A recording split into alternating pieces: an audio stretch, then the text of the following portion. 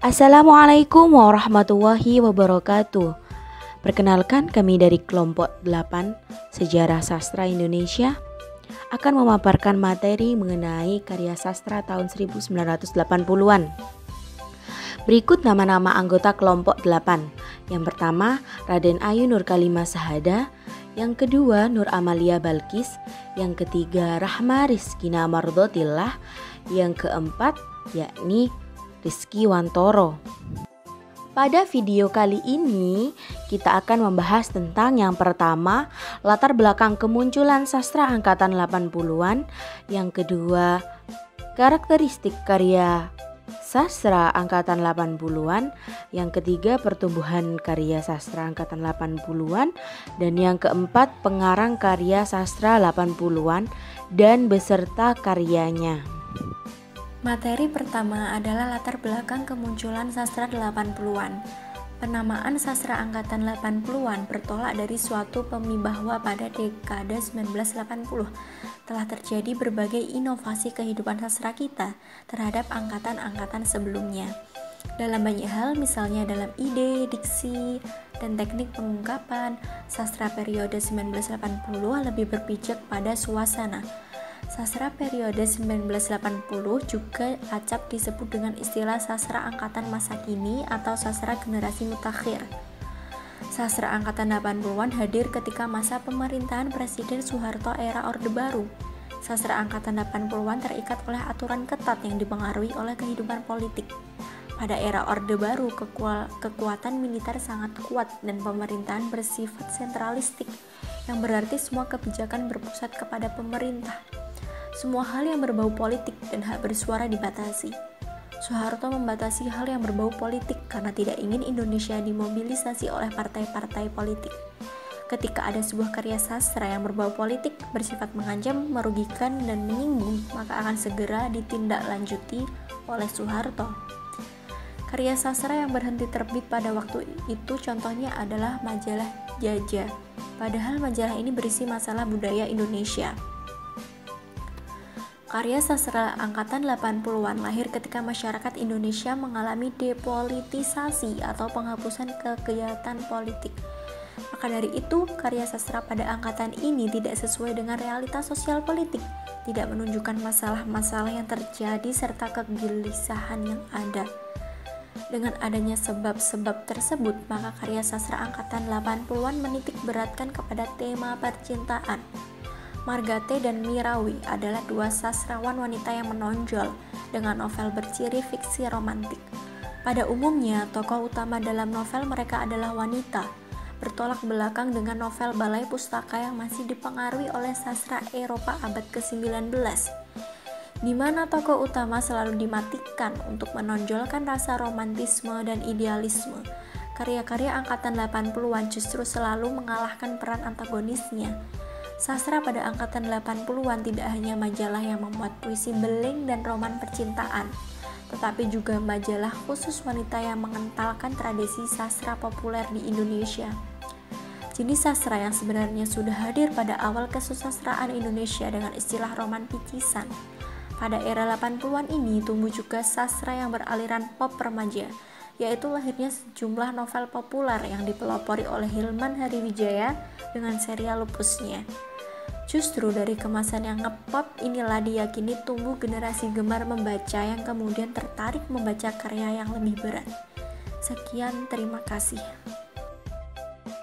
Karakteristik sastra angkatan 80-an.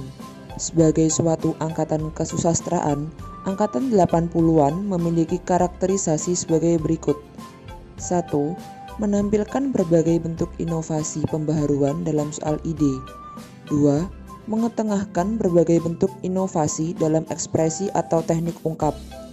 3. Memberikan penghayatan lebih intens pada masalah agama, filsafat, sosial, hukum. Pada karya sastra angkatan 80-an, puisi terus mengalami perkembangan dan bertambah dengan hasil-hasilnya yang tidak mengecewakan. Banyak ditemukan serangkaian bentuk kreativitas perpuisian yang mencerminkan usaha maksimal penyairnya dalam mengedepankan kemungkinan-kemungkinan baru, makna baru, cakrawala estetis baru. Puisi dekade 80-an Ini memiliki struktur lahir yang sangat beragam. Segala bentuk tipografis dan pencapaian wawasan estetik baru dicoba terapkan di sini. Struktur fisik puisi-puisi angkatan 80-an yaitu memiliki berpuluh baris yang dibagi dalam beberapa bait. Semi-konvensional, puisi yang prosais dan seperti paragraf, puisi simetris, kata yang membentuk lukisan, judul puisi sangat panjang, puisi dengan bahasa multilingual, puisi dengan kata main-main, puisi berbentuk bujur sangkar dan segi delapan, puisi pendek seperti haiku dan sebagainya. Struktur batin puisi angkatan 80-an adalah berupa rekaman peristiwa, potret alam, nilai keagamaan, puisi tasawuf, problem kehidupan, kritik terhadap modernitas, solidaritas sosial, puisi humor dan puisi dengan warna daerah. Perkenalkan, nama Raden Aye Nur Kalimah Sahada sebagai pemateri 3, yakni Pertumbuhan Karya Sastra 1980. Karya sastra Indonesia pada kurun waktu setelah tahun 1980 ditandai pula dengan banyaknya roman percintaan karya sastrawan wanita yang menonjol pada masa tersebut. Misalnya Margate, karya sastra Indonesia pada masa angkatan ini tersebar luas di berbagai majalah dan penerbitan umum. Beberapa sastrawan lainnya yang dapat mewakili angkatan dekade 80-an antara lain Remi Silado, Yudhistira Ardi Nugroho, Nur Camarenda Masardi, Seno Gumiro Aji Dharma, Kurniawan Junaidi, dan lain sebagainya. Mirawe dan Margate adalah dua sastrawan wanita Indonesia yang menonjol dengan fiksi romantis yang menjadi ciri-ciri novel mereka. Pada umumnya, tokoh utama dalam novel mereka adalah wanita, bertolak belakang dengan novel-novel balai pustaka yang masih dipengaruhi oleh sastra Eropa abad 19, yang tokoh utamanya selalu dimatikan untuk menonjolkan rasa romantisme dan idealisme. Karya-karya pada era 80-an pun pada umumnya selalu mengalahkan peran antagonisnya. Selanjutnya, karya sastra Indonesia pada kurun waktu setelah tahun 1980 ditandai dengan banyaknya roman percintaan dengan sastrawan wanita yang menonjol pada masa yaitu Margate.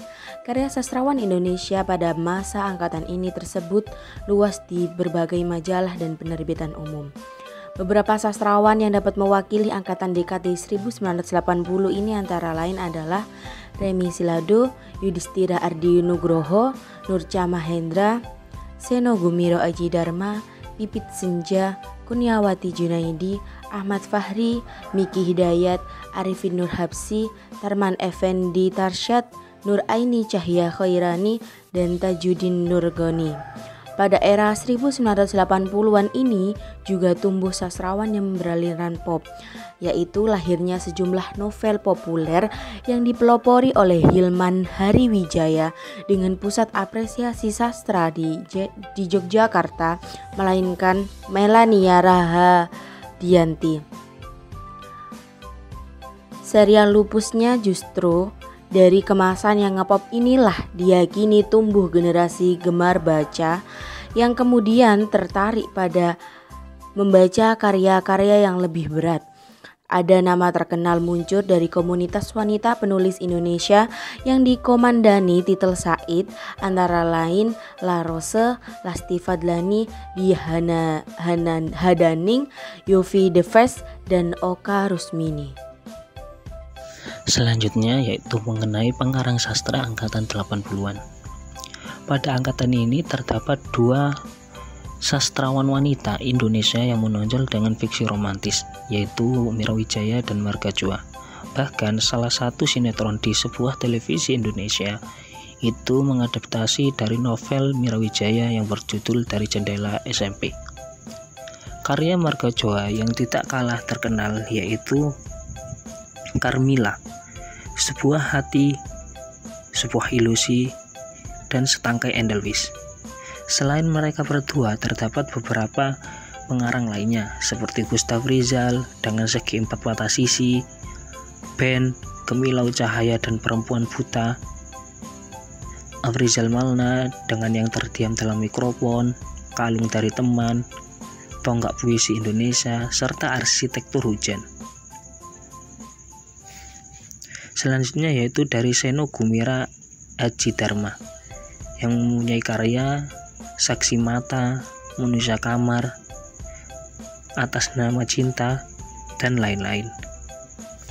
Selain yang saya sebutkan tadi, masih banyak pengarang-pengarang lainnya yang tak kalah hebat pada angkatan 80-an ini.